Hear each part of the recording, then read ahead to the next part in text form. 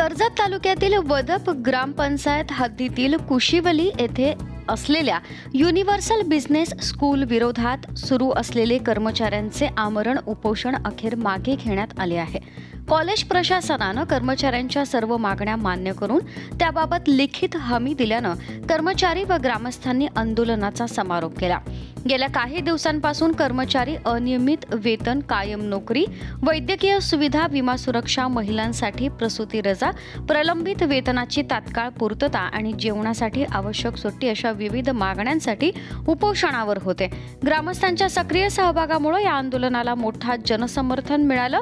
सोमवारी उशिरा झालेल्या निर्णायक चर्चेनंतर कॉलेज प्रशासनानं सर्व मुद्द्यांवर सकारात्मक भूमिका घेत कर्मचाऱ्यांच्या मागण्या मान्य केल्याचं जाहीर केलं।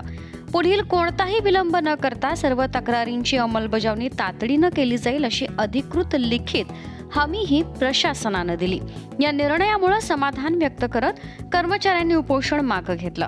उपोषणस्थळी उपस्थित ग्रामस्थांनी या निर्णयाचं स्वागत करत जल्लोष व्यक्त केला। कॉलेजच्या सुधारित धोरणांमुळे पुढील काळात कामकाज अधिक सुरळीत होण्याची अपेक्षा व्यक्त होतीये। मल्हार पवार, महाराष्ट्र न्यूज 24।